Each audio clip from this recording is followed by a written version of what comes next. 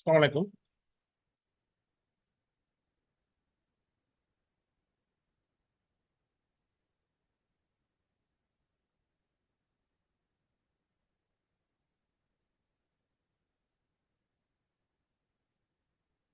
তো আমরা আজকে 99 ব্যাচের জন্য প্রথম ক্লাস শুরু করছি এবিসিএল এর পক্ষ থেকে ইকোনমিক্স এর উপরে। যারা পুরানো আছেন তারা তো মোটামুটি আমার ক্লাসের ধরনগুলো জানেন। আর যারা নতুন তাদের জন্য একটু বলি যে আমরা প্রত্যেকটা চ্যাপ্টার ওয়াইজ ক্লাসগুলো নিব। প্রত্যেকটা চ্যাপ্টার ওয়াইজ ক্লাসগুলো এখানে ধরেন যে যতগুলো চ্যাপ্টার আছে এই চ্যাপ্টার ওয়াইজ ডিটেল ক্লাসগুলো আপনাদের সামনে, যে টোটাল 7টা যে চ্যাপ্টার আছে চ্যাপ্টার ওয়াইজ আমরা টোটাল ক্লাসগুলো নিব।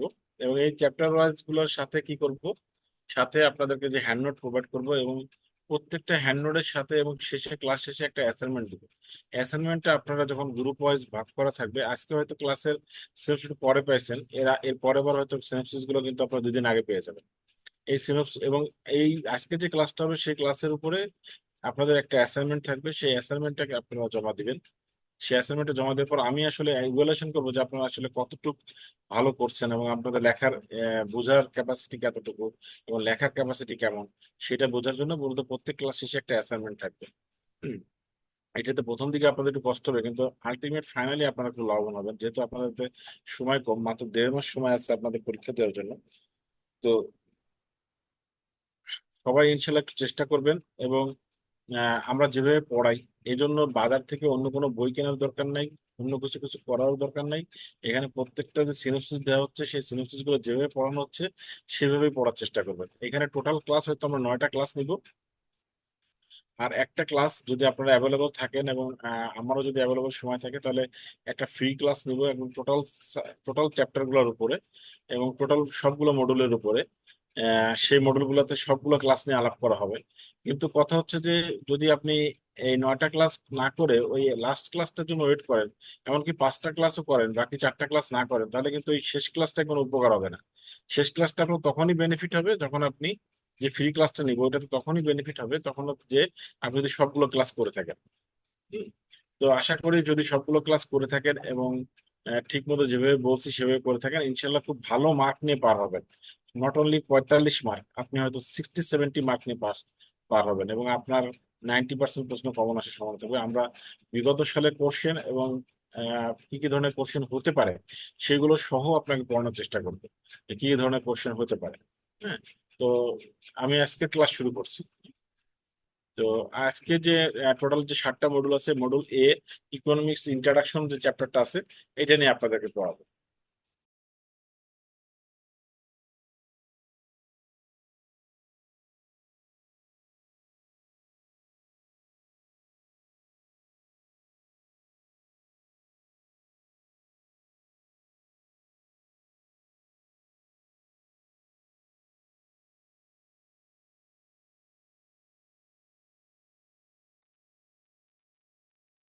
আমার কথা কি সবাই শুনতে পাচ্ছেন?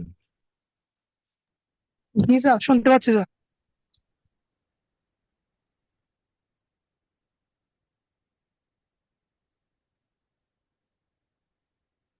ইয়াকুব, কোন ব্যাংকে আছেন? স্যার আমি ইসলামী ব্যাংকে স্যার। ইসলামী ব্যাংকে আছেন। সবগুলো সাবজেক্ট নিছেন? জি স্যার। ঠিক আছে। আসলে সবগুলো সাবজেক্ট আমার মনে হয় যে একবারে পরীক্ষা দিলে একবারে পাশ হয়ে যাওয়ার কথা। হুম। ওই দুইটা ইনশাল্লাহ তিনটা স্যার। করে না নিয়ে একবারে সবগুলো নিয়েছেন, এটা খুব ভালো করছেন। তো আমরা ইকোনমিক্স যখন পড়তে যাব, ইকোনমিক্স এর প্রথম যে একটা সংজ্ঞা আছে, ইকোনমিক্স একটা গ্রিক অর্থ ইকোনমিয়া থেকে আসছে।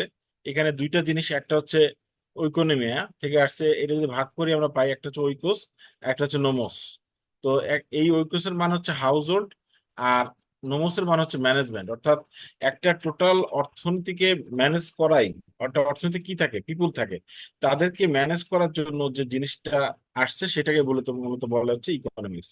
তো এইটা যদি একটা শর্টার লাইনে পিরিয়ডে, একটা শর্ট লাইনে একটা সেন্টেন্সের মাধ্যমে যদি আমরা ব্যাখ্যা করতে চাই, একটা সেন্টেন্সের মাধ্যমে যদি আমরা সংজ্ঞাটা বলতে চাই, তাহলে এই সংজ্ঞাটা বললে আমাদের হয়ে যায়। সেটা কি? Economics is a study of how people use their limited resources two fulfil unlimited want. অর্থাৎ ইকোনমিক্স এমন একটা স্টাডি, এমন একটা শিক্ষা ব্যবস্থা বা এমন একটা গবেষণা ব্যবস্থা যেটা মানুষের অসীম অভাবকে, অসীম অভাব, আনলিমিটেড ওয়ান্ট, মানে আপনার অসীম অভাবকে সসীম রিসোর্স দ্বারা, মানে অল্প সংখ্যক সীমিত সম্পদ দ্বারা মানুষের যে অসীম অভাব থাকে, সীমিত সম্পদ দ্বারা মানুষের অসীম অভাবকে ফুলফিল করার জন্য যে শিক্ষা ব্যবস্থা বা যে গবেষণা ব্যবস্থা, সেটাই হচ্ছে ইকোনমিক্স।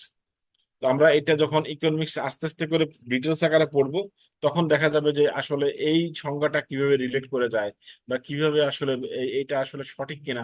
তো আমরা ইকোনমিক্স যারা একটু বেশি ডিটেলস আকারে পড়ি তারা আসলে বুঝতে পারি। তো ইকোনমিক্স এর যদি স্কোপ নিয়ে আর কিছু পড়ার দরকার নাই, এখানে এখানে অ্যাডাম স্মিথকে ইকোনমিক্স এর জনক বলা হয়, এখানে অনেক কিছু লেখা আছে। তো এইখানে আপনাদের আর কিছু পড়ার দরকার নেই, ইকোনমিক্স এর শুধুমাত্র এই সংজ্ঞাটাই পড়বেন। যদি কেউ খুব বেশি ডিটেলস জানতে হয় তাদের জন্য আমি আরো একটু বিষয়, বেশি বিষয় দিয়ে রাখছি এখানে। তো আমার মনে হয় না যে এই পরীক্ষার জন্য আর বেশি কিছু জানার দরকার আছে। যদি কেউ ইকোনমিক্স বেশি জানতে হয়, তখন এল ডেভন্স এর সংজ্ঞা কি ছিল, অ্যাডাম স্মিথের সংজ্ঞা কি ছিল, সেগুলো আমি এখানে দিয়ে রাখছি। স্কোপ অফ ইকোনমিক্স পরীক্ষা অনেক সময় আসে স্কোপ অফ ইকোনমিক্স, অথবা অন্য নামেও আসে। তো স্কোপ অফ ইকোনমিক্স আসলে আমাদের পুরোটা লিখতে হবে। আর যদি এইভাবে আসতে পারে, what is the subject matter of economics, অথবা what is the nature of economics. তো subject matter of economics, what is the subject matter of economics যদি আসে পরীক্ষায়, তাহলে সাবজেক্ট ম্যাটার অফ ইকোনমিক্স হচ্ছে দুই প্রকার, একটা মাইক্রো ইকোনমিক্স, একটা ম্যাক্রো ইকোনমিক্স। আর যদি আর পরীক্ষা অনেক সময় আসতে পারে the scope of economics, scope of economics আসলে কিন্তু দুইটাই লেখা লাগবে, সাবজেক্ট ম্যাটার ইকোনমিক্স লেখা লাগবে, নেচার অফ ইকোনমিক্স সম্পর্ক লেখা লাগবে। তখন অল্প অল্প করে লিখবেন। তো সাবজেক্ট ম্যাটার ইকোনমিক্স হচ্ছে বেসিক্যালি দুই প্রকার, একটা হচ্ছে মাইক্রো ইকোনমিক্স, একটা ম্যাক্রো ইকোনমিক্স। ইকোনমিক্সের যে সাবজেক্ট ম্যাটারটা আছে এটা বেসিক্যালি দুই প্রকার। এটা হচ্ছে একটা মাইক্রো, একটা হচ্ছে মাইক্রো ইকোনমিক্স, ম্যাক্রো ইকোনমিক্স। আর ন্যাচারাল অফ ইকোনমিক্স এটা হচ্ছে দুই প্রকার। তো আমরা সাবজেক্ট ম্যাটার অফ ইকোনমিক্সটা পড়ি আগে, মাইক্রো ইকোনমিক্স ম্যাক্রো ইকোনমিক্সটা কি জিনিস। মাইক্রো মানে আমরা ছোটবেলা থেকে অনেক সময় আহ আমাদের সবারই হয়তো সাধারণ বিজ্ঞান ছিল, তখন আমরা মাইক্রোস্কোপের নাম শুনছি না, মাইক্রোস্কোপ। মাইক্রোস্কোপ মানে কি, ছোট ছোট বিষয়গুলোকে দেখা, একদম ক্ষুদ্র বিষয়গুলোকে আমাদের বড় করে দেখানো, আতশ কাচের বন্ধু মাধ্যমে দেখানো। তো সেটা হচ্ছে মাইক্রোস্কোপ। ঠিক এই ইকোনমিক্স এর ক্ষেত্রে মাইক্রো ইকোনমিক্স একটা মিক্রোস শব্দ থেকে আসছে, একটা গ্রিক ওয়ার্ড মিক্রোস থেকে আসছে, যার অর্থ হচ্ছে স্মল বা লিটিল। ইকোনমিক্সে মাইক্রো ইকোনমিক্সের এই শব্দটা, মাইক্রো শব্দটা একটা মিক্রোস গ্রিক ওয়ার্ড থেকে আসছে, যার অর্থ হচ্ছে স্মল অথবা লিটিল, ছোট। এই মাইক্রো ইকোনমিক্সকে যদি আমরা পড়তে যাই, তাহলে মাইক্রো ইকোনমিক্স সংজ্ঞাটা যদি আমরা পড়তে যাই, তাহলে দেখা যায় যে এটা ছোট ছোট বিষয় নিয়ে আলাপ আলোচনা করে। অর্থনীতির ছোট ছোট বিষয়গুলো নিয়ে আলাপ আলোচনা করে। কি কি ছোট ছোট বিষয় নিয়ে আলোচনা করে? এখন অর্থনীতির বায়ার নিয়ে আলোচনা করে, সেলার নিয়ে আলোচনা করে, ইন্ডিভিজুয়াল ফার্ম নিয়ে আলোচনা করে, ইন্ডাস্ট্রিয়াল ইউনিট নিয়ে আলোচনা করে, গ্রুপ অফ এন্টারপ্রাইজ নিয়ে আলোচনা করে। অর্থাৎ আমাদের ধরেন এই আমাদের যে বায়াররা আছে, ধরেন আমি বায়ার, আপনি বায়ার, এরকম ছোট ছোট বায়ার নিয়ে আলোচনা করে। ছোট ছোট মুদিখানার দোকানদার, প্রোপাইটার শপ, পার্টনারশিপ ফার্ম, এদের নিয়ে আলোচনা করে। হ্যাঁ, ইন্ডাস্ট্রিয়াল ইউনিট গুলো, যেমন একটা গার্মেন্টস কারখানার মালিক, হ্যাঁ এরকম একটা কাপড় কারখানার মালিক, একটা টায়ার কোম্পানির মালিক, একটা চেয়ার কোম্পানির মালিক, এরকম এদের ছোট ছোট ইন্ডাস্ট্রিয়াল নিয়ে আলোচনা করে। এবং পার্টিকুলার কমোডিটি নিয়ে আলোচনা করে, যেমন কৃষকের টমেটো চাষ করে তার নিয়ে আলোচনা করে। এটা মানে ছোট ছোট বিষয় একদম, যেটা পার্টিকুলার নিজস্ব বিষয় নিয়ে আলোচনা করে। হ্যাঁ, তো এখানে কি কি বিষয় থাকে, যেখানে এখানে থাকে মার্কেট ইকোনমি থাকে, যেমন থিওরি অফ ডিমান্ড থাকে, অর্থাৎ আমার আপনার কনজাম্পশন, আমি আপনি কতটুকু ভোগ করব। প্রোডাকশন থাকে, একজন কৃষক কি পরিমাণ উৎপাদন করতে চাবে, বা বাজারে কি পরিমাণ উৎপাদন দরকার আসলে, কতটুকু যে চাহিদা আছে সেটার উপর ডিপেন্ড করে। থিওরি অফ ডিস্ট্রিবিউশন, এটা কাদের কাদের মধ্যে ডিস্ট্রিবিউশন করা হবে, এর জন্য কতটুকু মজুরি নির্ধারণ হবে, কতটুকু ভাড়া নির্ধারণ হবে, এই সুদের হারটা কি হওয়া উচিত, এখান থেকে আসলে কতটুকু প্রফিট আসবে, ওয়েলফেয়ার অফ ইকোনমিক্স, আসলে অর্থনীতি এটা কল্যাণকর হবে কিনা, এই বিষয়গুলো মূলত মাইক্রো ইকোনমিক্সে ডিল করা হয়। ঠিক অপর সাইডে যদি আমরা ম্যাক্রো ইকোনমিক্স নিয়ে আলোচনা করতে থাকি, তাহলে ম্যাক্রো ইকোনমিক্স ঠিক তেমনি একটা গ্রিক শব্দ থেকে আসছে, যার গ্রিক শব্দ ম্যাক্রোস থেকে আসছে, যার অর্থ হচ্ছে বড়, লার্জ, বড় বিষয়গুলো নিয়ে আলোচনা করে। এতক্ষণ আমরা কি আলোচনা করছিলাম, যে মাইক্রো ইকোনমিক্স ছোট ছোট বিষয়, বায়ার, সেলার, হ্যাঁ, এই বিষয়গুলো নিয়ে আলোচনা করছিলাম, ইন্ডাস্ট্রিয়াল ইউনিট, এই ছোট ছোট ফার্ম, এইগুলো নিয়ে আমরা আলোচনা করছি। এখন কি হয়েছে, এই টোটাল বায়ার, একটা অর্থনীতির সমস্ত বায়ার, একটা অর্থনীতির সমস্ত সেলার, একটা অর্থনীতির সমস্ত ইন্ডাস্ট্রি, হ্যাঁ, এইগুলো নিয়ে যখন আলোচনা করা হয় তখন সেটাকে বলা হচ্ছে ম্যাক্রো ইকোনমি। তো ম্যাক্রো ইকোনমি কি করে, তাহলে টোটাল অর্থনীতির আউটপুট নিয়ে আলোচনা করে, টোটাল অর্থনীতির এমপ্লয়মেন্ট নিয়ে আলোচনা করে, টোটাল অর্থনীতির দাম নিয়ে আলোচনা করে, টোটাল অর্থনীতির ইনফ্লেশন নিয়ে আলোচনা করে। এই ধরনের বড় বড় বিষয় নিয়ে যখন আলোচনা করা হয়, সেটাকে বলা হচ্ছে ম্যাক্রো ইকোনমিক্স। তো ম্যাক্রো ইকোনমিক্স কি কি বিষয় নিয়ে ডিল করে? ম্যাক্রো ইকোনমিক্স বিভিন্ন ধরনের ডিফারেন্ট পলিসি মেজার নিয়ে ডিল করে, বিভিন্ন ধরনের পলিসি মেজার নিয়ে ডিল করে। তারপরে আমাদের বিভিন্ন রকম প্রবলেম নিয়ে আলোচনা করে, কি কি ধরনের প্রবলেম আছে, আমাদের দারিদ্রতার সীমা কতটুকু থাকা উচিত, আমাদের বেকারত্ব কেমন আছে, কিভাবে থাকা উচিত, আমাদের জাতীয় আয় কেমন থাকা উচিত, আমাদের জেনারেল প্রাইস লেভেলটা কতটুকু থাকা উচিত, আমাদের ইনইকুয়ালিটি ইনকাম এন্ড ওয়েলথ, আমাদের আয় এবং সম্পদ ব্যবহারের ক্ষেত্রে বৈষম্যতা কতটুকু আছে, আমাদের মুদ্রাস্ফীতি কতটুকু আছে, মুদ্রা সংকোচন কতটুকু আছে, মুদ্রাস্ফীতি কিভাবে থাকা উচিত। এই এই বিষয়গুলো মূলত এই বিভিন্ন ধরনের ইকোনমিক যে প্রবলেম গুলো আছে সেইটা আমাদের ম্যাক্রো ইকোনমিক ডিল করে। আর এখানে যে পলিসি, কোন পলিসিগুলো মেজার করে বেসিক্যালি আমাদের যে monetary policy, fiscal policy, industrial policy, trade policy policy import policy, এই সমস্ত ধরনের পলিসিগুলো কিন্তু ম্যাক্রো ইকোনমিক্স ডিল করে, অর্থাৎ বড় যে বিষয়গুলো আছে। মানিটারি পলিসি মূলত কার মাধ্যমে প্রণয়ন হয়? মানিটারি পলিসি কে করে, একজন বলেন। মানিটারি পলিসি কার মাধ্যমে ডিল হয়? আমাদের সবাই banker, nobody. Central bank sir. Central bank. Awlad কেমন আছেন? স্যার আছি স্যার, ভালো আছি। পরীক্ষা দেননি? ঠিক, পরীক্ষা দিছিলাম স্যার, অসুস্থ ছিলাম ওই সময়। আমি এমনি 5টা দিছিলাম, 3টা পাস করছি স্যার। তো আলহামদুলিল্লাহ, আলহামদুলিল্লাহ। ওই আলহামদুলিল্লাহ। প্রিন্সিপাল অফ ইকোনমিক্স আর লটা আসলে ইয়ে করতে পারি নাই। লটা একটু ইয়ে হয়েছিল, খারাপ হয়েছিল। আর প্রিন্সিপাল অফ ইকোনমিক্স এর দিন অসুস্থ ছিলাম। তবুও পরীক্ষা ভালো হয়েছিল, আমি আবার স্কুটিনিতে দিছি আর কি স্যার। আচ্ছা আচ্ছা আচ্ছা, যাক আলহামদুলিল্লাহ। দেখা যাক, যদি বেরোয় আসে তবু গেল। ওকে ওকে। তো আমাদের মাইটারি পলিসিটা বেসিক্যালি বাংলাদেশ ব্যাংকের মাধ্যমে ডিল হয়, আর ফিসকাল পলিসিটা হচ্ছে আমাদের ফাইন্যান্স মিনিস্ট্রির মাধ্যমে ডিল হয়। তো এখানে মাইক্রো ইকোনমিক্স এর বিভিন্ন বৈশিষ্ট্য আসতে পারে, আবার অনেক সময় গোল আসতে পারে, যে ম্যাক্রো ইকোনমিক্স এর গোল কি, উদ্দেশ্যগুলো কি কি। হ্যাঁ, তো এইগুলো যদি পরীক্ষা আসতে পারে, main goal of macro economics policy, এর গোল কি কি, তাহলে গোল দেখেন, এর গোল হচ্ছে সাস্টেনেবিলিটি, অর্থাৎ একটা অর্থনীতির টেকসই উন্নয়ন বজায় রাখার জন্য ম্যাক্রো ইকোনমিক পলিসি গুলো হয়। ফুল এমপ্লয়মেন্ট, একটা অর্থনীতির যে বেকারত্বের হার দূর করার জন্য এই পলিসিগুলো হয়। প্রাইস স্টেবিলিটিটা ঠিক রাখার জন্য ম্যাক্রো ইকোনমিক পলিসিটা হয়। ইকুইলিব্রিয়াম, ভারসাম্য অবস্থা বজায় রাখার জন্য এটা হয়। এক্সটার্নাল ব্যালেন্স গুলো ঠিক রাখার জন্য, অর্থাৎ আমাদের যে এক্সপোর্ট ইম্পোর্ট ব্যালেন্স গুলো, balance of payment, balance of trade, এগুলো বজায় রাখার জন্য আমাদের এই পলিসিটা হয়। ইকুইটেবল ডিস্ট্রিবিউশন অফ ইনকাম, অর্থাৎ আমাদের যে ইনকাম এবং আয় এবং সম্পদ, এই দুইটার মধ্যে যে বৈষম্যটা যাতে বেশি না থাকে, বেশি গ্যাপ না থাকে, সেটা দূর করার জন্য মূলত আমাদের ম্যাক্রো পলিসি ডিল হয়। ইনক্রিজিং প্রোডাক্টিভিটি, আমাদের সম্পদের প্রোডাক্টিভিটিটা যাতে দিন দিন বাড়তে থাকে, আমরা যেন অন্য দেশ থেকে পিছিয়ে না যাই, সেটার মেজার ঠিক রাখার জন্য কিন্তু ম্যাক্রো ইকোনমিক্স পলিসি গুলো হয়। তাহলে এই গোলগুলো কিন্তু যদি আসে, যে main goal of macro policy, তাহলে এই শুধু এই পয়েন্ট গুলো লিখবেন, সাথে একটা একটা করে পয়েন্ট, আমি যে লাইনগুলো বললাম, এই একটা একটা লাইন বললেই হবে। আচ্ছা, আমি বলছিলাম কি, scope of economics, scope economics কয় ভাবে হয়? দুই ভাবে হয়। এর মধ্যে কি কি থাকে? একটা হচ্ছে what is the subject matter of economics, এই কারসার যেখানে রাখছি, what is the subject matter of economics, একটা হচ্ছে নেচার অফ ইকোনমিক্স। তো সাবজেক্ট ম্যাটার অফ ইকোনমিক্স কি কি ছিল? Micro economics, macro economics. আর নেচার অফ ইকোনমিক্স কি? নেচার অফ ইকোনমিক্স দুই প্রকার। একটা হচ্ছে ইকোনমিক্স কি সায়েন্স নাকি আর্টস, একটা হচ্ছে ইকোনমিক্স কি পজিটিভ ইকোনমিক্স তো নর্মেটিভ ইকোনমিক্স। হ্যাঁ, তো ইকোনমিক্স সায়েন্স না আর্টস? এখন সায়েন্স না আর্টস, এটা এটা আসলে যদি পড়তে হয়, আমাদের কিন্তু আসলে একটু টেকনিক্যালি বুঝতে হবে যে সায়েন্স জিনিসটা কি আর আর্টস জিনিসটা কি। সায়েন্স হচ্ছে এমন একটা জিনিস যেটা শুধুমাত্র গবেষণা করে, বিভিন্ন মেথড দেয়, যে বিভিন্ন রকম গবেষণা করে বিভিন্ন মেথড দেয়। হ্যাঁ, এইটা এই ধরনের হইতে পারে এবং এই দিয়ে এই এই হইতে পারে, কিন্তু যখন আপনি অ্যাপ্লিকেশনে যাবেন, আপনি যখন অ্যাপ্লিকেশন যাবেন, ধরুন আপনি যখন কাজে নেমে পড়বেন, মাঠে যাবেন, তখন আপনি ধরেন আপনাকে একটা ট্র্যাক্টর তৈরি করে দিল, যে ট্র্যাক্টর দিয়ে আপনি 1 বিঘা জমিতে আপনি মাত্র 10 মিনিটের ভিতরে চাষাবাদ করতে পারবেন। আপনি 10 মিনিটের মধ্যে আপনার বীজ রোপণ সবকিছু কমপ্লিট হয়ে যাবে। কিন্তু এটা হচ্ছে সায়েন্সের মাধ্যমে এটা উদ্ভাবন হয়েছে একটা ট্র্যাক্টর। কিন্তু আপনি এই ট্র্যাক্টরটা নিয়ে যখন মাঠে যে দেখবেন যে 10 মিনিট আসলে এটা হয় কিনা, বা এটার আসলে আমার কি কি সাইড ইফেক্ট আছে, এর অ্যাডভান্টেজ গুলো কি কি, ডিসঅ্যাডভান্টেজ গুলো কি কি, অর্থাৎ আপনি যখন অ্যাপ্লিকেশন লেভেলে যাবেন, তখন হচ্ছে সেটাকে বলে আর্টস। তাহলে আপনি যদি আমরা ইকোনমিক্স এর কথা আসি, ইকোনমিক্স কি করে আমাদের? মাইক্রো কি করে? মাইক্রো আমাদের বিভিন্ন আমাদের যে বায়ার সেলার, ইন্ডাস্ট্রিয়াল, ছোট ছোট ফার্ম, এদের সবার জিনিসগুলো নিয়ে গবেষণা করে। আর ম্যাক্রো ইকোনমিক্স কি করে? বিভিন্ন পলিসি মেজার করে। তাহলে পলিসি মেজার করাটা হচ্ছে ফার্স্ট, দেন হচ্ছে আমাদের বিভিন্ন জিনিসের কিভাবে আমরা এটাতে সাস্টেন করবো সেই বিষয়গুলো আসে, তাই না? তাহলে এই ইকোনমিক্স তাহলে অবশ্যই সায়েন্স এবং আর্টস দুটো নিয়ে কাজ করে, তাই না? নাকি একটা নিয়ে কাজ করে? একটা নিয়ে কাজ করলে হবে? দুইটা বিষয় থাকবে না এখানে তাহলে? অবশ্যই দুইটা বিষয় থাকবে। বোঝা গেছে কিনা ইয়াকুব? স্যার বুঝে গেছে স্যার। আচ্ছা, এরপরে ধরেন আমরা যদি আসি পজিটিভ ইকোনমিক্স এর নর্মেটিভ ইকোনমিক্স।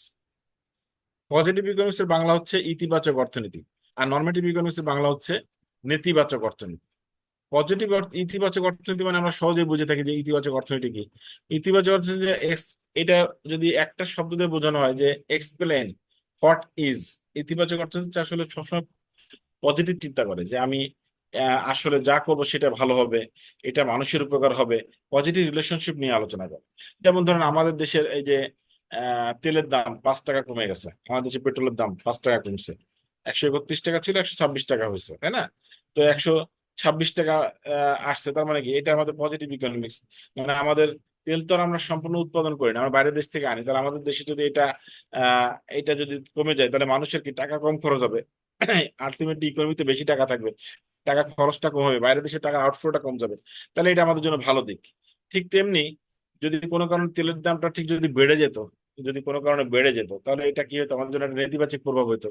তাহলে যে কার কোম্পানিগুলো ছিল তারা দেখতো যে তেলের দাম তো বেড়ে যায় এই দেশে, তাহলে আমাদের এখানে ফুয়েল এফিশিয়েন্ট কার তৈরি করতে হবে। তখন তারা ব্যাটারি রিলেটেড কার তৈরি করতো বা আমাদের ইলেকট্রিক কার তৈরি করার চিন্তা ভাবনা করতো। তাহলে একটা জিনিস দিয়ে যে আমাদের পজিটিভ ইকোনমিক্স তো থাকে, নেগেটিভ থাকে। এবং যে কোনো জিনিস তৈরি করার ক্ষেত্রে আপনি কিন্তু পজিটিভ নেগেটিভ দুটো নিয়ে ভেবেই কিন্তু আগাবেন। যেমন ধরেন আপনি হয়তো আজকে যে এই যে সে ফর এক্সাম্পল আপনি এখন আপনার যে এই যে এবিসিএল ক্লাস করতেছেন ইকোনমিক্স এর, তো এই ক্লাসে দেখেন আপনি কিন্তু এই যে দুপুরে, আজকে শুক্রবার, আপনি দুপুরে না ঘুমে আপনি ক্লাস করতেছেন। এটা আপনার জন্য হয়তো মনে হতে পারে যে এখন খালি দৃষ্টিতে নেগেটিভ, নর্মেটিভ ইকোনমিক্স আপনার দৃষ্টিতে। কিন্তু আপনি যদি এই লঙ্গার টার্ম 1.5 মাস পরে পরীক্ষা দিলেন এবং খুব ভালো রেজাল্ট করলেন, পাশ করে গেলেন, তখন অনেকে বলতে পারলেন যে হ্যাঁ আমি ইকোনমিক্স পাশ করছি। তো এটাকে আপনার জন্য পজিটিভ ইকোনমিক্স। তাহলে কিন্তু প্রত্যেকটা জিনিসের ভিতরে কিন্তু আসলে পজিটিভ নেগেটিভ দুইটা বিষয়ই থাকে। হ্যাঁ। তো এই যেমন আমরা যেমন কোনো পলিসি করতে যাই, পলিসি করতে গেলে কিন্তু আসলে পজিটিভ নেগেটিভ দুইটা ভেবেই কিন্তু এটা করতে হয়। এবং সমস্ত এই 20 কোটি মানুষই তো সবার জন্য তো পজিটিভ করা যায় না। তো চিন্তা করতে গেলে যখন 20 কোটি মানুষের জন্য কোনো পলিসি করা হয় তখন কিন্তু কিছু মানুষের জন্য এটা নেগেটিভ হবে, নর্মেটিভ হবে, কিছু মানুষের পজিটিভ হবে। সুতরাং ইকোনমিক্সে পজিটিভ ইকোনমিক্স নর্মেটিভ দুটাই একসাথেই থাকবে আসলে। তো আমি তেলের উদাহরণটা দিয়ে যেটা বোঝাইছি আশা করি বুঝতে পারছেন। এরপর হচ্ছে scarcity and problem of choice, স্বল্পতা। এই প্রশ্নটা খুব ফ্রিকোয়েন্টলি বেসিস আপনাদের পরীক্ষায় আসে এবং এটা খুব কমন প্রশ্ন। যেমন ইকোনমিক্স এর বেসিক প্রবলেম গুলো কি কি? বেসিক প্রবলেম অফ ইকোনমিক্স অথবা ফান্ডামেন্টাল কোশ্চেন অফ ইকোনমিক্স। হ্যাঁ, বেসিক প্রবলেম অফ ইকোনমিক্স অথবা ফান্ডামেন্টাল প্রবলেম অফ ইকোনমিক্স। এই কোশ্চেনটা ফ্রিকোয়েন্টলি বেসিস প্রত্যেকবার কোনো না কোনো ভাবে ঘুরায় পরীক্ষাটা আসে। তো এখানে যদি কোনো পরীক্ষা আসে যে বেসিক প্রবলেম ইকোনমিক্স, কোনো পরীক্ষা যদি আসে ফান্ডামেন্টাল কোশ্চেন অফ ইকোনমিক্স, কোনো প্রশ্ন যদি আসে হঠাৎ দ্য প্রবলেম অফ ইকোনমিক্স, এরকম যদি কোনো প্রশ্ন পরীক্ষা আসে, তাহলে প্রশ্ন হচ্ছে উত্তর হচ্ছে এই পাঁচটা। উত্তর হচ্ছে এই পাঁচটা কি কি হবে? হোয়াট গুডস টু প্রডিউস, অর্থাৎ অর্থনীতিতে কি দ্রব্য উৎপাদন করা হবে। হাউ টু প্রডিউস, কিভাবে উৎপাদন করা হবে। কি দ্রব্য উৎপাদন করা হবে মানে কি? মানে আমি একটা দ্রব্য উৎপাদন করলাম, সে ফর এক্সাম্পল আমি বাংলাদেশে বেশি পরিমাণ গম উৎপাদন করলাম আর রাইস উৎপাদন কমাই দিলাম, অথচ বাংলাদেশের মানুষ খায় ভাত। এদের 3 বেলায় হচ্ছে ভাত খায় এরা। এখন যদি ধান উৎপাদন বাদ দিয়ে যদি গম উৎপাদন করা শুরু করি, বাংলাদেশে চলবে? চলবে না। তাহলে এই দেশের কি স্বল্পতা আছে এবং কি উৎপাদন করা উচিত, কোন প্রবলেম অফ চয়েস, এই স্বল্পতার ভিত্তিতে কি ধরনের চয়েস এরা পছন্দ করে কোন জিনিসগুলা, সেইটা ফিল আপ করাই কিন্তু ইকোনমিক্স এর বেসিক প্রবলেমের একটা মেইন পয়েন্ট। তাহলে হট গুডস টু প্রডিউস, কি ধরনের জিনিস দ্রব্য উৎপাদন করতে হবে। হাউ টু প্রডিউস, ওই প্রডিউসটা কি, এই দ্রব্যটা কিভাবে উৎপাদন করতে হবে। ফর হুম টু প্রডিউস, কার জন্য উৎপাদন করতে হবে, কারা এর ভোক্তা। হাউ টু এনশিওর গ্রোথ, এবং এইটার গ্রোথটা কিভাবে মেনটেন করে রাখা যায়। How to follow the ratio the limited supply, এবং এইটা তো হিউজ পরিমাণ উৎপাদন করা সম্ভব না, তাহলে এই রেশিওটা কিভাবে মেনটেন করা যায়। এই পাঁচটা হচ্ছে ইকোনমিক্স এর বেসিক প্রবলেম। এর প্রথম তিনটা হচ্ছে ফান্ডামেন্টাল প্রবলেম। প্রথম তিনটাকে বলে ফান্ডামেন্টাল প্রবলেম, আর পাঁচটাকে বলা হচ্ছে বেসিক প্রবলেম। আমার কথা শোনা যায়? জি স্যার জি শোনা স্যার। যায় স্যার।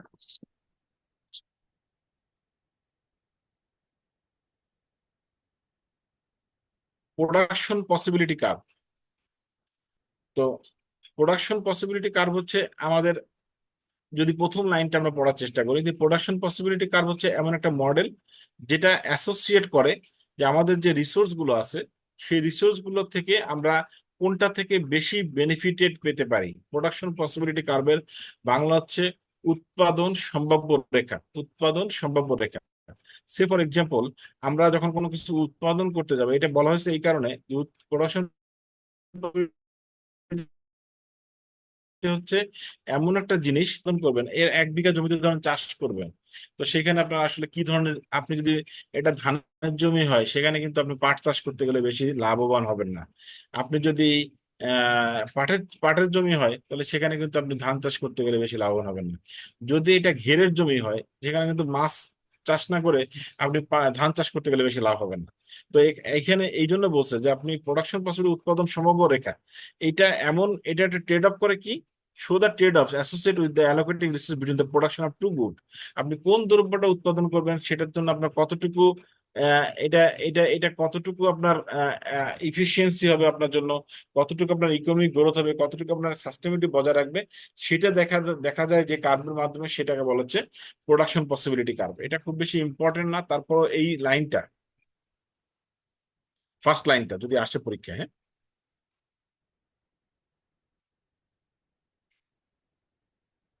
শুধুই ফার্স্ট লাইনটা। আর এখানে একটা উদাহরণ দেয়া আছে। উদাহরণটা যদি আহ, আমি একটু বোঝাই দিই, যদি পারেন তাহলে পরীক্ষা লেখার চেষ্টা করেন, আর না হলে শুধু প্রোডাকশন পসিবিলিটি কার পাশে ওইটা দিয়ে 2-4 লাইন নিজের মতো করে লিখেন। সেটা কি আছে দেখেন, let us suppose that the economy can produce two commodities.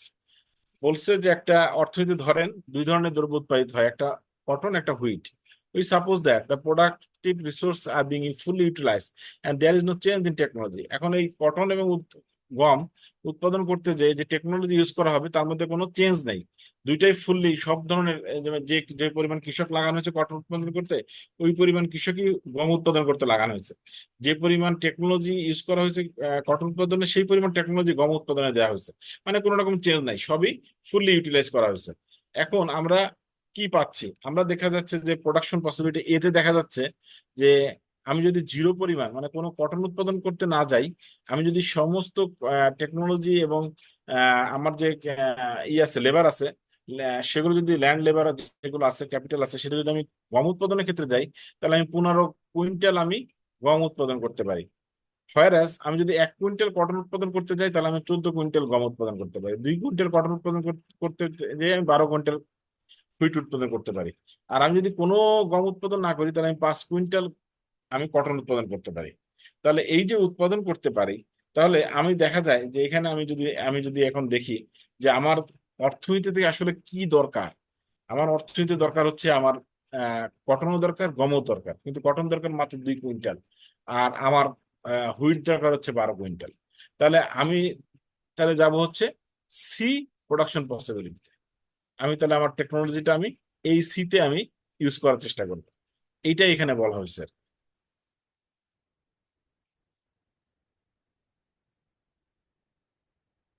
এটা একটা চিত্রের মাধ্যমে ঠিক ওই চিত্রটা এখানে বোঝানো হয়েছে আর কি।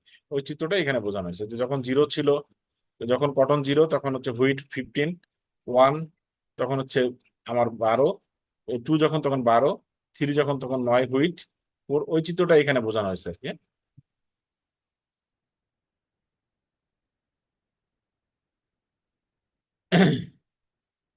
এরপর হচ্ছে মাইক্রো ইকোনমিক্স ও ম্যাক্রো ইকোনমিক্স এর ডিফারেন্স বলা হয়েছে। আমরা একটু আগে মাইক্রো ইকোনমিক্স ও ম্যাক্রো ইকোনমিক্স এর ডিফারেন্স গুলো মানে সংজ্ঞাগুলো পড়ছি। যে মাইক্রো কি ছোট বিষয় নিয়ে আলোচনা করে, এটা মিক্রো শব্দ থেকে আসছে। ম্যাক্রো কি বড় জিনিস নিয়ে আলোচনা করে, এটা ম্যাক্রো শব্দ থেকে আসছে। মাইক্রো ইকোনমি কি করে, ইন্ডিভিজুয়াল ইউনিট নিয়ে আলোচনা করে। ম্যাক্রো ইকোনমিক্স হোল ইউনিট নিয়ে আলোচনা করে।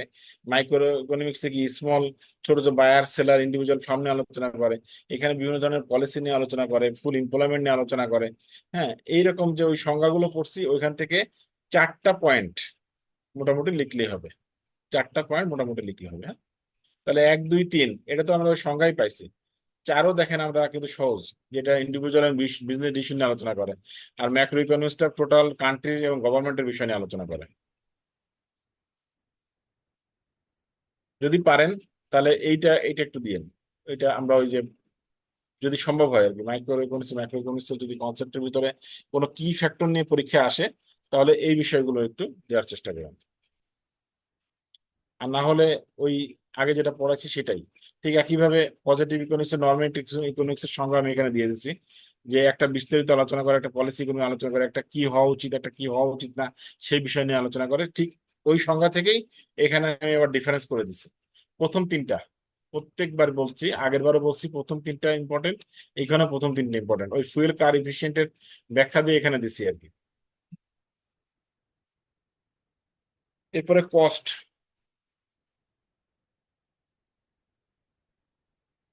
আমার কথা কি শোনা যাচ্ছে ঠিক মতো? জি স্যার, শোনা যাচ্ছে স্যার।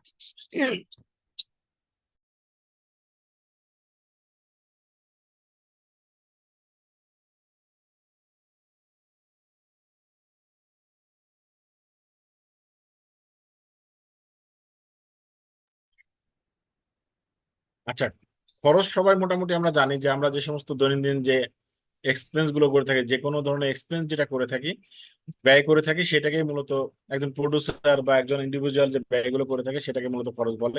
কোনো জিনিস উৎপাদনের ক্ষেত্রে যে ব্যয়গুলো করে থাকে সেগুলো মূলত খরচ বলে। এই খরচ বিভিন্ন ধরনের হয়ে থাকে। খরচ যে মূলত বেসিক্যালি চার ধরনের হয়ে থাকে: একটা ইমপ্লিসিট কস্ট, একটা এক্সপ্লিসিট কস্ট, একটা অপরচুনিটি কস্ট, একটা সোশ্যাল কস্ট। ইমপ্লিসিট কস্টটা কি? অন্তর্নিহিত খরচ। আর এক্সপ্লিসিট কস্ট হচ্ছে বাহ্যিক খরচ। ইমপ্লিসিট কস্টটা অন্তর্নিহিত খরচ। অন্তর্নিহিত খরচটা কি? যেটাতে আপনার মার্কেট থেকে কোনো কিছু কিনতে খরচ হয় না। মার্কেট থেকে কোনো কিছু কিনতে খরচ হয় না। যেমন একটা মুদিখানার দোকানদার, একজন মুদিখানার দোকানদার যে বা একজন সেলফ পার্সন দোকানদার যে ধরেন সে যে ব্যবসাটা করে, সে কিন্তু তার নিজের যে শ্রমটা দিচ্ছে এটা কি মার্কেট থেকে কিনে আনছে? আনছে না কিন্তু। তাহলে তার যে মজুরি কিন্তু দেওয়া লাগতেছে না। তার দোকান, সে নিজে ব্যবসা করতেছে। তাহলে এই যে তার যদি একটা খরচ ধরা হতো, তাহলে এই যে খরচটা self owned, self employed resources, যে মালিক, কোম্পানির মালিক, সে কিন্তু সে যদি তার খরচটা নিজে ধরতো, তাহলে এই যে যদি খরচটা ধরতো, তাহলে সেটাকে বলা হচ্ছে ইমপ্লিসিট কস্ট। কিন্তু এই যে ধরেন একজন ভ্যানওয়ালা সবজি বিক্রি করতেছে, বা রাস্তায় রাস্তায় যে যে মাছ বিক্রি করে, সে মাছের বিক্রি কত টাকা দিয়ে কিনছে, কত টাকা বিক্রি করতেছে এটা ধরে, কিন্তু সে যে সারাদিন খাটলো, তার খরচটা যখন এর সাথে অ্যাড করা হয়, তখন সেটাকে বলা হচ্ছে ইমপ্লিসিট কস্ট। আর এক্সপ্লিসিট কস্ট কি কি হতে পারে? এই যে আমাদের যে দ্রব্য উৎপাদন করার ক্ষেত্রে fuel, transportation, rent, electricity, power, machinery, equipment, এই যে এই সমস্ত জিনিসগুলোকে বলা হচ্ছে এক্সপ্লিসিট কস্ট। তাহলে ইমপ্লিসিট কস্ট কোনগুলো হতে পারে? উদাহরণ: self owned cost, self employed cost, হ্যাঁ, যেগুলো আমাদের প্রোডাকশন ইউটিলাইজেশন করতে লাগে। আমাদের যে বিভিন্ন ধরনের ফুয়েল, ট্রান্সপোর্টেশন কস্ট, ইলেকট্রিসিটি, পাওয়ার এক্সপেন্ডিচার করতে, এই ধরনের যে এক্সপেন্ডিচার গুলো হয় সেটাকে বলা হচ্ছে এক্সপ্লিসিট কস্ট। একটা হচ্ছে অন্তর্নিহিত খরচ, একটা বাহ্যিক খরচ। এরপরে বলা হচ্ছে অপরচুনিটি কস্ট, এটা বলে সুযোগজনিত খরচ। অর্থাৎ আপনি একটা দ্রব্য উৎপাদন করতে যে চিন্তা করলেন না, এটার থেকে ওইটা ওইটা উৎপাদন করা ভালো, তাহলে এই যে সুযোগটা ছেড়ে দিলেন, এর জন্য যে আপনার খরচ হলো, সেটাকে বলা হচ্ছে অপরচুনিটি খরচ। সে ফর এক্সাম্পল ধরেন আপনি ব্যাংকে চাকরি করেন, আপনি এই ব্যাংকে 5 বছর চাকরি করছেন। এখন 5 বছর চাকরি করার পরে আপনি আরেকটা ব্যাংকে সুইচ করতে যাচ্ছেন। তো সুইচ করার সময় আপনার আপনি জানেন যে এই ব্যাংকে যদি আমি 6 বছর চাকরি করতাম, তাহলে ডাবল, মানে প্রভিডেন্ট ফান্ডে ডাবল পাইতাম। কিন্তু ওই ব্যাংকে গেলে আমার ওই আমি একটা প্রমোশন পাচ্ছি। তাও বেশিরভাগ ক্ষেত্রে দেখা যায় যে প্রমোশনটাকে হয়তো আপনি বেশি চয়েস করেন। তো এই যে চয়েস করেন, আপনি প্রমোশনটার জন্য এই ব্যাংকের যে প্রভিডেন্ট ফান্ডের বেনিফিটটাও ছেড়ে যাচ্ছেন। প্রভিডেন্ট ফান্ডের যে ইন্টারেস্টটা পেতেন সেটা ছেড়ে যেয়ে আপনি ওই ব্যাংকের প্রমোশন নিয়ে যাচ্ছেন। এই যে খরচ, এই যে সুযোগজনিত, যে আপনি একটা সুযোগের জন্য আপনার যে বেনিফিটটা ছেড়ে গেলেন, এইটাকে বলা হচ্ছে অপরচুনিটি খরচ, মানে সুযোগজনিত ব্যয়। ইয়াকুব, বুঝতে পারছেন? জি স্যার।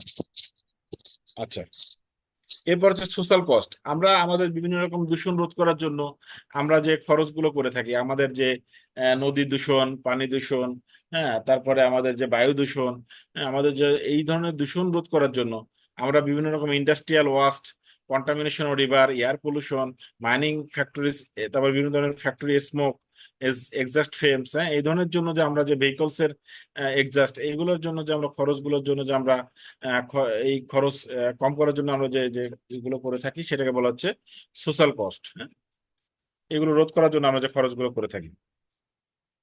এরপর আছে টোটাল ফিক্সড খরচ। আমাদের ইন্ডাস্ট্রিতে আমাদের পার্মানেন্ট স্টাফ, আমাদের স্যালারি এবং টোটাল যে খরচ হয় একটা ইন্ডাস্ট্রির কথা যদি চিন্তা করেন, সে ফর ব্যাংকের কথা যদি চিন্তা করেন, তাহলে আমাদের ডিপোজিট এগেনস্ট যে খরচ, আমাদের যে ইন্টারনাল যে খরচগুলো আছে, আমাদের এমপ্লয়ীদের যে খরচগুলো আছে, আমাদের টোটাল অপারেটিং এক্সপেন্স, এগুলো যোগ করলে যেটা পাওয়া যায় সেটা হলো ফিক্সড খরচ।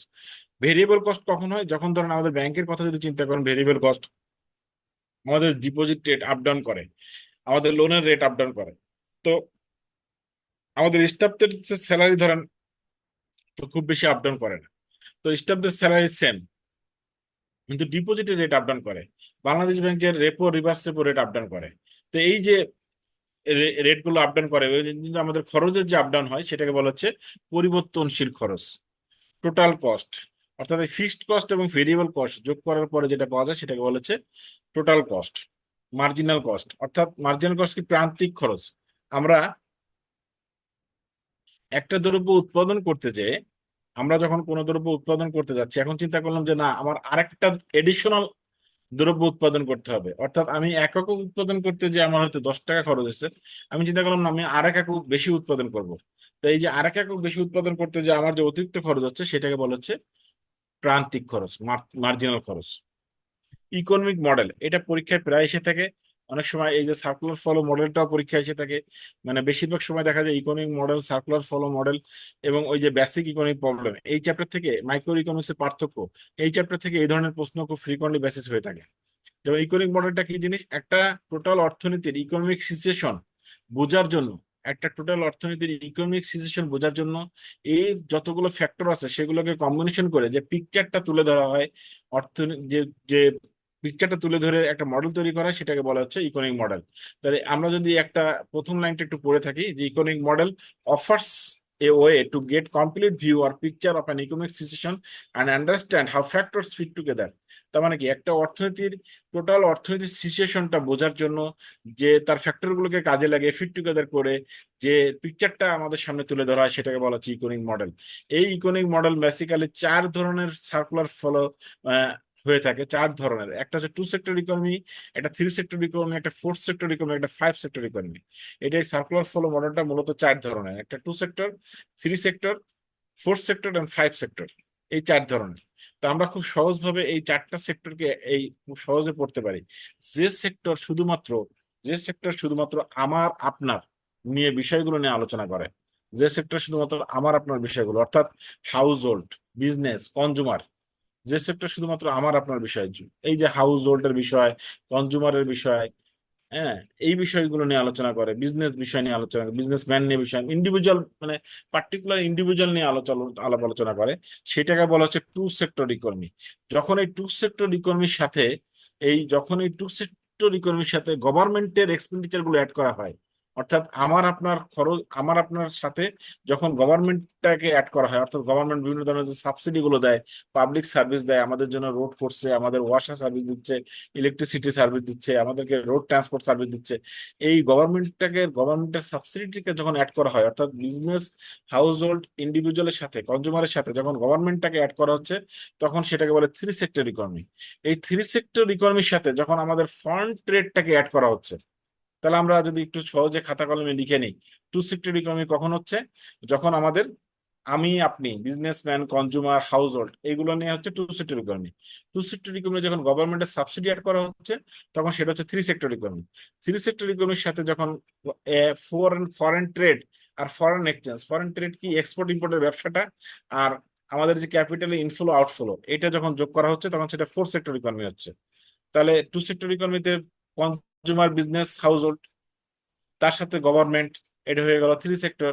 4 সেক্টর ইকোনমিতে যখন আমাদের ফরেন ট্রেড এবং ফরেন এক্সচেঞ্জ গুলো চলে আসতেছে, তখন 4 সেক্টর। আর 5 সেক্টর ইকোনমিতে কি চলে আসতেছে? আমরা যে বিভিন্ন ধরনের বোর্ড, এই যে আমাদের যে ব্যাংক বা বিভিন্ন আমাদের যে ইনস্টিটিউশন গুলো আছে, আমাদের যে ইনস্টিটিউশন গুলো আছে, সেই ইনস্টিটিউশন গুলোর সাথে যখন ব্যাংক গুলোকে অ্যাড করা হচ্ছে, ব্যাংকের বিভিন্ন বোরোয়িং ল্যান্ডিং যখন অ্যাড করা হচ্ছে, তখন সেটা হচ্ছে 5 সেক্টর মডেল। তাহলে 2 সেক্টর ইকোনমি শুধুমাত্র বিজনেসম্যান, কনজুমার, হাউস হোল্ড, তার সাথে যখন গভর্নমেন্ট, তখন 3 সেক্টর। 4 সেক্টর হচ্ছে ফরেন ট্রেড, ফরেন এক্সচেঞ্জ। আর 5 সেক্টর হচ্ছে ওইগুলোর সাথে যখন ব্যাংক, ইন্ডাস্ট্রি, ফিনান্সিয়াল যোগ করা হচ্ছে, তখন সেটা হচ্ছে আমাদের 5 সেক্টর ইকোনমি। এই দেখেন, তাহলে এখানে কি হচ্ছে? এই প্রথম দুইটা হচ্ছে আমাদের 2 সেক্টর, এটার সাথে যখন যোগ করলাম গভর্নমেন্টটাকে, তখন 3 সেক্টর।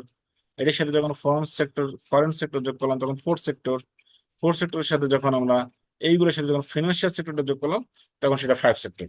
ক্লিয়ার? ইয়াকুব, ক্লিয়ার? জি স্যার। জি স্যার। প্রথম দিন তো একটু কষ্ট হচ্ছে মনে হয় ক্লাস করতে, না? না স্যার, সমস্যা নাই স্যার। আমার কথা তো শুনতে পাচ্ছে ঠিক মতো, না? জি স্যার, শুনতে পাচ্ছি স্যার। আচ্ছা, এরপর হচ্ছে বিজনেস ইকোনমিক্স এর ম্যানেজার ইকোনমিক্স। অনেক সময় এগুলো সংজ্ঞায় আকারে এসে থাকে। বিজনেস ইকোনমিক্সটা কি? আমাদের যে বিজনেসের ক্ষেত্রে আমাদের যে বিভিন্ন রকম ডিসিশন মেকিং করা হয় এবং সেই অনুসারে ডিসিশন মেকিং নিয়ে আমরা যখন পরবর্তীতে আমাদের ম্যানেজমেন্ট গুলো প্ল্যানটাকে ফরওয়ার্ড করে, সেটাকে বলা হচ্ছে বিজনেস ইকোনমিক্স। আমরা সোজা কথা হচ্ছে বিজনেসের বিজনেস ডিসিশন মেকিং আর সেই প্ল্যানটাকে ফরওয়ার্ড করাটাই হচ্ছে বিজনেস ইকোনমিক্স এর কাজ। আর এই বিজনেস ইকোনমিক্সটাকে যখন আমরা অ্যাপ্লাই করি, আমরা যখন আলটিমেটলি তার যে লিমিটেড রিসোর্স দিয়ে আমরা যখন আলটিমেটলি গোলটা অ্যাচিভ করতে যাই, সেজন্য যে আমাদের যে ম্যান পাওয়ার গুলো লাগে এবং সেজন্য যে আমাদের যে প্ল্যানিং করে কাজগুলো করা লাগে, সেটাকে বলা হচ্ছে ম্যানেজমেন্ট ইকোনমিক্স। তাহলে বিজনেস ইকোনমিক্স এর কাজটা হচ্ছে বেসিক্যালি বিভিন্ন decision making and forward planning. আর এই ম্যানেজার ইকোনমিক্স এর কাজকেও অনেক সময় বিজনেস ইকোনমিক্স বলা হয়ে থাকে। তো ম্যানেজমেন্ট ইকোনমিক্সটা হচ্ছে বেসিক্যালি আমাদের যে এই স্বল্প রিসোর্স দিয়ে আমরা যে আমাদের স্বল্প অ্যালোকেটিং ফার্ম রিসোর্স, এই এসকাস রিসোর্স দিয়ে যখন আমরা অ্যাচিভ গোল করতে চাই, সেটা হচ্ছে ম্যানেজমেন্ট ইকোনমিক্স। তো ম্যানেজমেন্ট ইকোনমিক্স এর বেশ কিছু সাবজেক্ট ম্যাটার বা বেশ কিছু ডিসিশন মেকিং এর বিষয় থাকে। এই যে লাইনগুলো বলতেছি শুধু এইগুলোই পড়বেন, আর কিছু পড়বেন না। এখানকার এই প্রথম লাইন, এই বিজনেস ইকোনমিক্স কি অনেক সময় ম্যানেজমেন্ট ইকোনমিক্স বলা হয়ে থাকে। তো ম্যানেজমেন্ট ইকোনমিক্স এর এই এই লাইন, হ্যাঁ। আচ্ছা, তো ম্যানেজমেন্ট ইকোনমিক্স এর ক্ষেত্রে কি কি ডিসিশন গুলো বা কোন কোন সাবজেক্ট ম্যাটার গুলো রিলেট থাকে, সেটা অনেক সময় পরীক্ষায় এসে থাকে। তো যে যে সাবজেক্ট গুলো বিষয় থেকে, একটা হচ্ছে law of demand, elasticity of demand. এগুলো আমরা পরবর্তী চ্যাপ্টার ওয়াইজ পড়বো। এখানে চ্যাপ্টার আছে যে law of demand, elasticity of demand, মানে আহ, আমাদের চাহিদা বিধি এবং চাহিদার স্থিতিস্থাপকতা, ডিমান্ড ফরকাস্টিং, চাহিদার ফরকাস্টিং কি হতে পারে, প্রোডাকশন থিওরি, মাত্রাগত উৎপাদন, return to scale, technology, cost, revenue, objective of ফার্মের উদ্দেশ্য কি, ডিটারমিনেন্টস অফ প্রাইস, প্রাইস কিভাবে নির্ধারণ করা হয়, মেথডস অফ প্রাইসিং, তো কিভাবে প্রাইসটা পদ্ধতিগুলো কি কি, টুলস টু জাজ economic efficiency, break of event, BEP মানে ব্রেক অফ ইভেন্ট, হ্যাঁ, game theory, micro planning, CBA, cost benefit analysis. এই বিষয়গুলো আমরা ম্যানেজার ইকোনমিক্স এর বিভিন্ন সাবজেক্ট ম্যাটার। এটা অনেক সময় পরীক্ষা এসে থাকে যে ম্যানেজার ইকোনমিক্স এর সাবজেক্ট ম্যাটার গুলো কি কি। এরপর ইকোনমিক সিস্টেম। তো ইকোনমিক সিস্টেমের ক্ষেত্রে আমাদের যখন আমরা পড়তে যাই, তো ইকোনমিক সিস্টেমটা কি, একটা অর্থনৈতিক পদ্ধতির ক্ষেত্রে কি কি থাকতে পারে, রিলেশনশিপ কাদের মধ্যে হয়, ইন্ডিভিজুয়াল, ফার্ম, গভর্নমেন্ট, এই তিনটা মিলে হচ্ছে একটা ইকোনমিক সিস্টেম তৈরি হয়। এই ইকোনমিক সিস্টেমটাকে আমরা কয়েকভাবে ভাগ করছি, মানে আমাদের অর্থনীতি কয়েকভাবে ভাগ করছে। একটা হচ্ছে ক্যাপিটালিজম সিস্টেম, যেটা হচ্ছে ফ্রি মার্কেট ইকোনমি, যে অর্থনীতিতে গভর্নমেন্টের কোনো ইন্টারভেনশন নাই, মানে গভর্নমেন্ট কোনো কিছু হাত দেয় না, গভর্নমেন্টের কোনো মানে গভর্নমেন্ট কোনো কিছু করে না, আপনি নিজের ইচ্ছা মতো কাজ করতে পারেন। প্রাইভেট ওনারশিপরা নিজের ইচ্ছা মতো কাজ করতে পারে, ভোক্তাদের নিজস্ব স্বাধীনতা আছে, নিজেদের মতো কম্পিটিশন করতে পারে। সেটাকে বলা হচ্ছে ক্যাপিটালিজম ইকোনমি, অর্থাৎ ফ্রি মার্কেট ইকোনমি। সোজা কথা হচ্ছে ফ্রি মার্কেট ইকোনমি, যেখানে গভর্নমেন্টের কোনো intervention, without any intervention of government, সেটাকে বলে ক্যাপিটালিজম ইকোনমি। সোশ্যাল ইকোনমি যে একটা প্ল্যান্ড ইকোনমি, এটা planned economy, planned command economy. সেটাতে কি গভর্নমেন্টের একটা গভর্নমেন্ট সেন্ট্রাল অথরিটি থাকে, গভর্নমেন্ট দ্বারা পরিচালিত হয়, সেটাকে বলা হচ্ছে socialism economy. Farage mixed economy কি, যেখানে হচ্ছে আমার ক্যাপিটালিজম ও সোশ্যালিজম দুইটাই থাকে, যে গভর্নমেন্টের ইন্টারভেনশন আছে এবং আমাদেরও গণতন্ত্র আছে, সেটাকে বলা হচ্ছে মিক্সড ইকোনমি। এগুলো প্রত্যেকটা। আর একটা হচ্ছে ইসলামিক ইকোনমি, যেটা ইসলামী শরিয়া দ্বারা, ইসলামী শরিয়া বেসড যে ইকোনমি থাকে, সেটাকে বলা হচ্ছে ইসলামী ইকোনমি। তো আমরা কোন ইকোনমিতে পড়ছি ভাই, আপনারা বলেন তো একটু। Mixed economy. আওলাদ, আওলাদ ছাড়া অন্য কেউ বলেন। Mixed economy sir. আওলাদ ছাড়া অন্য কেউ বলেন। আওলাদ তো পুরান আচ্ছা। স্টুডেন্ট। Mixed economy sir.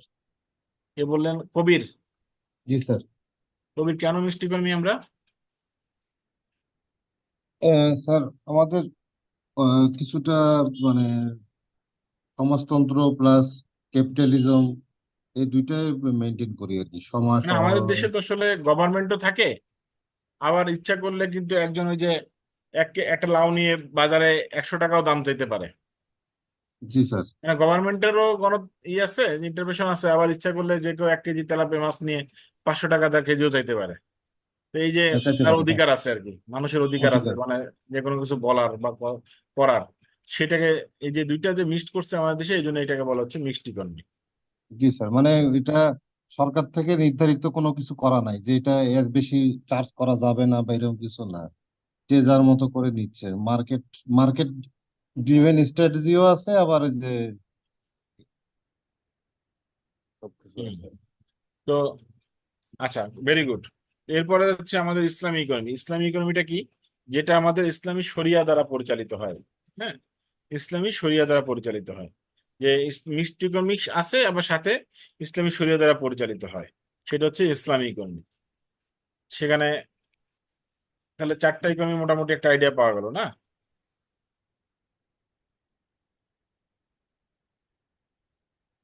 আচ্ছা, এই 4টা ইকোনমির মেরিটস ডিমেরিটস, হ্যাঁ, অনেক সময় পরীক্ষা আসে। এগুলো আমি আপনাদেরকে পার্থক্য আকারে দেখাই দিছি। মেরিটস ডিমেরিটস কিভাবে আসতে পারে পরীক্ষায়, প্রত্যেকটারই মেরিটস ডিমেরিটস দেখাই দিছি এখানে। এখানে সাথে দিছি কি, যে মিক্সড ইকোনমি কিভাবে কাজ করে, অনেক সময় পরীক্ষা আসতে পারে। How does the mixed economy system work, অর্থাৎ আমাদের দেশ যে মিক্সড ইকোনমির মধ্যে পড়ছে এবং সেটা কিভাবে কাজ করে, সেটার কিছু লেখা আমি এখানে দিয়ে দিচ্ছি। অনেক সময় পরীক্ষা আসে যে বাংলাদেশ কোন ইকোনমিতে পড়ছে এবং সেটা কিভাবে কাজ করে সেটা ব্যাখ্যা দেন। তো সেটার আমি এখানে আবার একটু ডিটেলস আকারে এখানে একটু লিখে দিছি আর কি। তো এই 4টারই ক্যারেক্টারিস্টিক্স পড়বেন। 4টারই ক্যারেক্টারিস্টিক্স পড়বেন, বেশি না, 2-3টা করে সংজ্ঞাটা পড়লেই হয়ে যায়। যেমন আমরা ক্যাপিটালিজম কি বলছি, ফ্রি মার্কেট ইকোনমি, এখানে যে যার মতো কাজ করতে পারে, গভর্নমেন্ট ইন্টারভেনশন নাই। এই তো 2-3টা ক্যারেক্টারিস্টিক্স হয়ে গেল। সোশ্যালিজম আমরা কি বলছি? সোশ্যালিজম আমরা বলছি যে এটা হচ্ছে প্ল্যান্ড ইকোনমি, গভর্নমেন্ট ইন্টারভেনশন থাকে, এখানে ইচ্ছা মতোই মানে মুভমেন্ট করা যায় না। হ্যাঁ, গভর্নমেন্ট এখানে সবকিছু কন্ট্রোল গভর্নমেন্টের হাতে থাকে। মিক্সড ইকোনমিতে কি বলছি, যেখানে ফ্রি মার্কেট ইকোনমিও আছে, আবার গভর্নমেন্টের ভূমিকাও আছে। তাহলে প্রত্যেকটার ক্ষেত্রে কিন্তু সহজ সহজ ভাবে সংজ্ঞার মধ্যেই কিন্তু আসলে ক্যারেক্টারিস্টিক্স গুলো আছে। এবারে ইসলামের ক্ষেত্রে কি বললাম? ইসলামের ক্ষেত্রে বললাম যে এখানে আমাদের ইসলামী শরিয়া দ্বারা পরিচালিত হয়, তাই না? তো এখানে কিন্তু ইসলামী শরিয়া দ্বারা পরিচালিত, ইসলামী রুলস রেগুলেশন এখানে ফলো হবে। এখানে ইন্টারেস্ট থাকবে না, এখানে রিবা থাকবে, এরকম বেশ কিছু জিনিস থাকবে। তো এগুলো ডিমেরিট, মেরিট, ডিমেরিট, তারপরে ক্যারেক্টারিস্টিক্স, এরকম বিভিন্ন ওয়েতে কিন্তু পরীক্ষা আসতে পারে। এগুলো আমি কিন্তু প্রত্যেকটা এরকম ভাগ করে দিচ্ছি। এবং আমাদের দেশ কোন ইকোনমিতে পড়ছে, আমাদের দেশ যে মিক্সড ইকোনমিতে পড়ছে এবং কেন পড়ছে সেই সম্পর্ক একটা লাইন এখানে অ্যাড করে দিচ্ছি। হ্যাঁ, তো এটা একটু পড়বেন। আর এখানে একটা আপনাদের জন্য অ্যাসাইনমেন্ট দেওয়া আছে, এইখানে গতবারের পরীক্ষার প্রশ্ন এটা।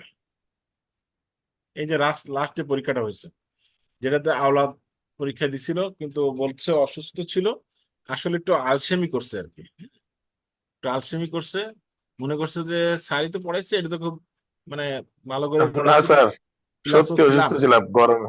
গরমে স্যার আমার ফুলিয়ে হয়ে গেছিল। আমি অন্যগুলো পাশ করছি স্যার, আমি 4টা পাশ করছি 6টার মধ্যে। আলহামদুলিল্লাহ, আলহামদুলিল্লাহ, আলহামদুলিল্লাহ। স্যার এই দুইটা, ওই লটটা খারাপ হয়েছে আমার, কিন্তু ইকোনমিক্সটা ভালো হয়েছিল। কিন্তু ওই দিন আমি খুব বেশি অসুস্থ ছিলাম, তবুও মোটামুটি ভালো লিখছিলাম আর কি স্যার। আসলে হয়েছে কি, আমি আমি ওই আগের ক্লাসে বলছিলাম আপনাদেরকে যে ধরেন এখানে বলছে যে কি লিখছে, যে 3 ঘন্টার পরীক্ষায় 100 মার্কের পরীক্ষা 45-এ পাস। এখন ধরেন সবাই খুব ভালো লিখছে, লেটার মার্ক পাওয়ার মতো লিখছে।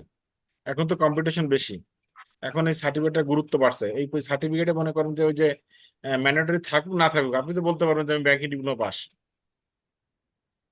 তো এটা একটা গুরুত্ব বাড়ছে। এই যে আগে জানতো না মানুষ যে ব্যাংক ডিপ্লোমা করাই লাগবে, বা এখন মনে করছে যে ব্যাংক ডিপ্লোমা করাটা যে কি কঠিন তা পরীক্ষা দিতে যে বুঝতেছে। তার মানে এটা একটা সার্টিফিকেটের এমনি গুরুত্ব বাড়ছে। ম্যান্ডেটরি থাকুক না থাকুক, আপনার যদি পাস থাকেন তাহলে আপনার একটা গুরুত্ব বাড়বে। তো জি স্যার। জি স্যার। এই কারণে কি হয়েছে, এখন সবাই বেশি ভালো করে, বেশি করে ভালো, বেশি ভালো প্রিপারেশন নেয়। তো অনেক সময় দেখা যায় যে আপনি হয়তো 60 পাওয়ার মতো লিখছেন, কিন্তু খাতা যে দেখছে সে দেখছে যে সবাই তো 60 পাওয়ার মতো লিখছে। তখন সে মনে করছে যে একটু টাইট করে দেখি তো, পাস করার তাহলে দেখি তো, তখন টাইট করতে দেখা যাচ্ছে আপনি 60 পাওয়ার মতো লিখছেন, কিন্তু আপনি পাইছেন হয়তো 42। এই জন্য প্রিপারেশনটা একদম হার্ড লেভেলে নিতে হবে। স্যার এটা আমি স্ক্রুটিনিতে দিছি, এখনো রেজাল্ট দেয় নাই আর কি স্যার, আচ্ছা, দেখা যাক, আল্লাহ ভরসা। বুঝতেছি না। ওকে, ওকে স্যার। তো আমরা এই যে একটা, যে গতবারের কোশ্চেনটা আমি রাখছি এই কারণে যে এটাই আমরা সলভ করি, তাদের একটু আপনাদের সাহসটা বাড়বে, এবং প্রিভিয়াস গুলো আমরা সলভ করার চেষ্টা করব। তো এটা হচ্ছে আমাদের পরবর্তী ক্লাস, যে গ্রুপগুলো দিবে, গ্রুপ দিবে, ভয়েস করে দিবে, ওইখানে অ্যাসাইনমেন্ট দিব আমরা সবাই। এখানে প্রথমটা কি বলছে, what are the three basic question, পারবো না আমরা এটা? Yes, G sir. Sir. What to produce, how to produce, what how হ্যাঁ, will এটা হ্যাঁ be. ওটাই ওটাই অলরেডি পড়ে ওটাই স্যার। ফেলছেন, অলরেডি হুম পড়ে ফেলছেন, হ্যাঁ। তো micro economics, microeconomics and macroeconomics are interdependent and complement each other. Explain the notion by the describing the feature of both micro and macroeconomics. তো এখানে বলছে কি, মাইক্রো ইকোনমিক্স ও ম্যাক্রো ইকোনমিক্স হচ্ছে একে অপরের সাথে সম্পৃক্ত, এবং এই মাইক্রো ইকোনমিক্স এর ম্যাক্রো ইকোনমিক্স এর যে ফিচার গুলো আছে, বৈশিষ্ট্যগুলো আছে, সেইগুলো দিয়ে বলছে এর ব্যাখ্যা দিতে। তা মাইক্রো ইকোনমিক্স এর ম্যাক্রো ইকোনমিক্স এর বৈশিষ্ট্যগুলো আমরা দিতে পারবো না, Yes, sir. ফিচার গুলো লিখতে পারবো না। এর একটা কি, ইন্ডিভিজুয়াল বিষয় নিয়ে আলোচনা করে, একটা টোটাল ইকোনমি নিয়ে আলোচনা করে। স্যার, পার্থক্যটা মূলত পার্থক্যটা স্যার, হ্যাঁ, হ্যাঁ, হ্যাঁ, ওটাই স্যার। ওইটাই আপনি লাইন আকারে লিখবেন, টেবিল লাইন আকারে আকারে দিবেন না। লিখবো স্যার। টেবিল জি আকারে স্যার, না, জি লাইন স্যার। আকারে, আচ্ছা স্যার। লাইন আকারে। ও স্যার, মানে এটা কি স্যার, মানে মাইক্রোইকোনমিক্স লিখে এর বৈশিষ্ট্যগুলো লিখবো, তারপরে ম্যাক্রো লিখে তারপর বৈশিষ্ট্যগুলো লিখবো? হ্যাঁ, প্রথমে মাইক্রো লিখবেন, তারপর ম্যাক্রো লিখবেন। হ্যাঁ ও এটা মানে লিখবেন পার্থক্য এইভাবে, যে মাইক্রো সব করার ইকোনমিক্স দরকার ম্যাক্রো নেই? ইকোনমিক্স, আপনি এইভাবে লিখবেন, micro economics macro economics are interdependent complement each other. এই যে কথাটা এইভাবে লিখবেন, যে there is no doubt in micro economics macro economics are interdependent complement each other due to following reason. এইভাবে এই লেখার পরে একটা একটা করে মাইক্রো ইকোনমিক্স এরটা লিখবেন, আর সাথে হোয়ার অ্যাজ ম্যাক্রো ইকোনমিক্স লিখবেন। এবার 3-4টা পয়েন্ট লিখবেন ওই পার্থক্য থেকে। এই উত্তর হয়ে গেল। জি স্যার, ওইটাই জি স্যার, এখানে দিচ্ছে, পয়েন্ট আকারে ওইটাই দিলে এখানে হবে স্যার? চাইছে আর কি। জি স্যার, পয়েন্টটা কারো স্যার। হুম। তো ঠিক আছে, আমি তো উত্তর বলে দিলাম, দেখি অ্যাসাইনমেন্ট কিভাবে জমা দেন। স্যার এটা কি আচ্ছা লিখে স্যার। স্যার ছবি তুলে পাঠাবো স্যার? হ্যাঁ, এটা কি মানে হাতে লিখে স্যার, এটা কি মানে হাতে ছবি হাতে তুলে? লিখে ওই যে গ্রুপ করে দিবে মিজান ভাই, ওই গ্রুপে প্রত্যেকে জমা দিবেন। আচ্ছা ঠিক আছে স্যার। আমি দেখে বলবো যে কতটুকু হয়েছে আর কতটুকু হয় নাই, কোনো জায়গায় গ্যাপ থাকলে সেটা আমি জানাবো। আচ্ছা, থ্যাংক ইউ স্যার। ঠিক আছে, ভালো থাকবেন সবাই, হ্যাঁ। প্রত্যেক জি ক্লাস স্যার। শেষে একটা অ্যাসাইনমেন্ট থাকবে, একটু কষ্ট করবেন, বেশি দিন নাই তো। স্যার জি এখন স্যার। কি স্যার লয়ের ক্লাসটা হবে স্যার? আজকে তো লর ক্লাস নাই, ও আজকে নাই না? আজকে নাই, আচ্ছা কালকে রাতে হইতে পারে, হ্যাঁ। স্যার নেক্সট আচ্ছা ক্লাস কবে স্যার? নেক্সট ক্লাস, ওই রুটিন পাননি আপনারা? জি স্যার, রুটিন আছে স্যার। রুটিন ঠিক অনুসারে আছে। আগামী ইনশাল্লাহ হবে আর কি, হ্যাঁ। আগামী আচ্ছা সপ্তাহে। ঠিক আছে। জি স্যার। মনে ঠিক আছে, রবিবার মনে আছে স্যার? রবিবার আছে, রবিবার। হ্যাঁ। জি স্যার। ঠিক আছে, ভালো থাকবেন সবাই। জি স্যার, আসসালামু আলাইকুম। আসসালাম। ওয়ালাইকুম আসসালাম, হ্যাঁ, আল্লাহ হাফেজ।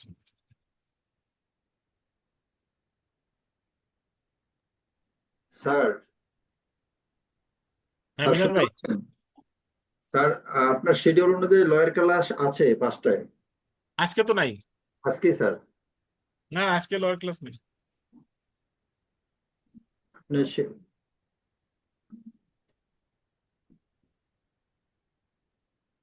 আজকে তো লর ক্লাস নাই মিজান ভাই, কি দেখছেন, আপনি কোনটা দেখতেছেন? আচ্ছা, আপনি তো আমাকে পাঠিয়েছিলেন, আমি তো ওইটাই দিয়েছি। পরে এটা কি চেঞ্জ করা হয়েছে স্যার? লর ক্লাস হচ্ছে, আজকে তো লর ক্লাস নাই, লর ক্লাস হচ্ছে কালকে 9:30টার সময়, হ্যাঁ। আর স্যার। আজকে 9:30। শিডিউলে দেখছিলাম তো ওই জন্য বলছিলাম স্যার। আচ্ছা আচ্ছা স্যার, আমি তাহলে মনে হয় অন্য শিডিউল দিয়ে দিয়েছি কিনা। আপনি আমাকে দুইটা দিয়েছিলেন, কোন শিডিউলটা দিলাম আমি? আচ্ছা আজকে 9:30টায় গভর্নেন্স এর ফিনান্সিয়াল ইনস্টিটিউশন আছে। আচ্ছা আচ্ছা, ঠিক আছে। ঠিক আছে ভাই। ওকে, ঠিক আছে। জি, আমি এই যে আপনার এআইবি আমি শিডিউলটা আমি দিয়ে আমি দিচ্ছি, হ্যাঁ। আমি এটা পাঠিয়ে দিচ্ছি, সমস্যা নেই। এটা আমি নতুন করে পাঠিয়ে দিচ্ছি সবাইকে। ঠিক আছে, আর ওইখানে মনে হয় 13/9/2023 লেখা ছিল, 13/9/2024 করে দিয়েন। আর চোদ্দ আচ্ছা নয় 2023 লেখা ছিল, ওই দুটো ঠিক করে দিয়েন, হ্যাঁ। আচ্ছা, ঠিক আছে।